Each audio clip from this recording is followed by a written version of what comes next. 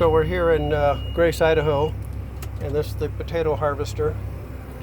There's the truck getting into position. Truck's almost full already. And here we go. There we go. Tractor and truck have to stay synchronized. You can see the potatoes getting pulled out of the ground there, going up the conveyor belt. And in the back, it's blowing out the roots and grass and some dirt. So potato harvest for 2021.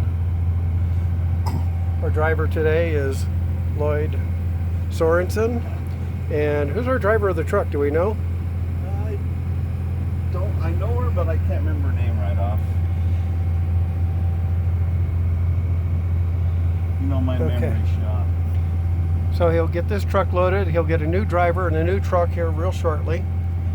He kind of gives her direction so that he can get those potatoes put right in the right spot.